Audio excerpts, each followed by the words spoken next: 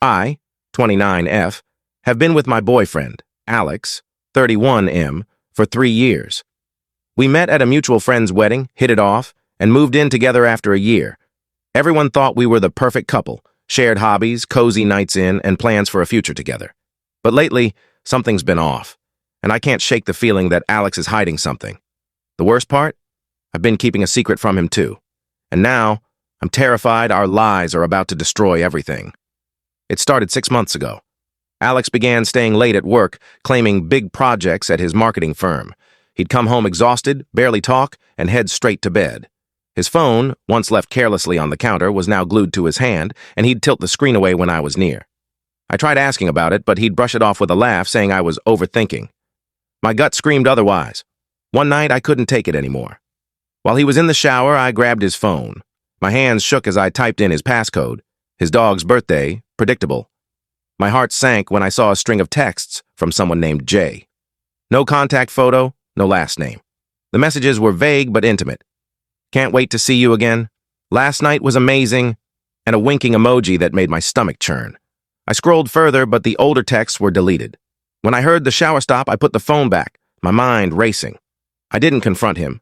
Instead, I started pulling away, too afraid to face the truth. That's when my own secret began to weigh heavier. A year ago, I reconnected with an old college friend, Mark, on social media. It started innocently, catching up, reminiscing about old times. But our chats grew frequent, late night, and flirty. I never crossed a physical line, but emotionally, I was leaning on Mark in ways I hadn't with Alex in months. I told myself it was harmless, but deep down, I knew I was betraying him. Things spiraled last week. Alex announced he was going on a work trip for the weekend. I didn't buy it. On impulse, I followed him. I know it's crazy, but I rented a car and tailed him to a nearby city. He checked into a hotel, and I watched from across the street as he met a woman in the lobby. She was tall, brunette, and laughing at something he said. My heart shattered. I didn't confront them.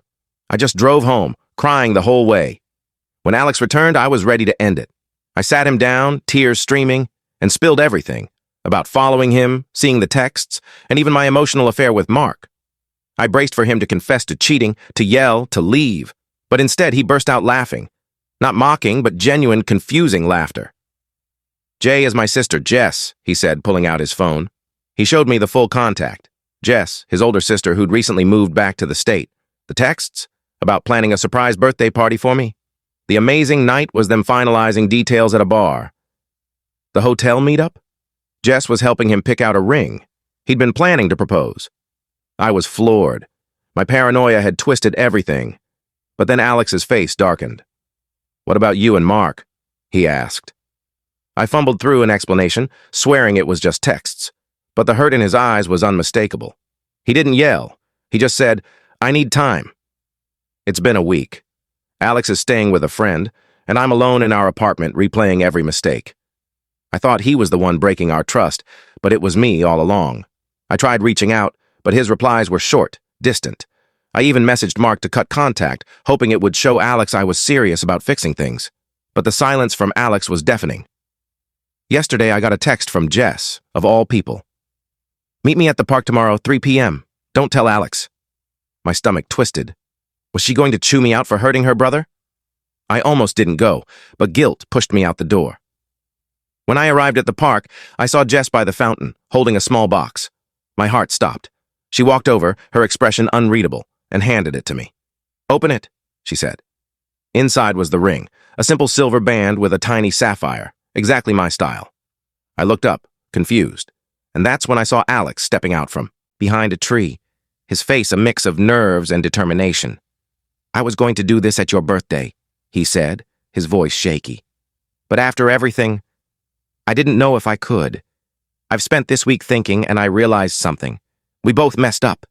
You didn't trust me, and I didn't see how disconnected we'd become. But I don't want to lose us." I was sobbing now, clutching the ring box. "I'm so sorry, Alex. I swear I ended things with Mark.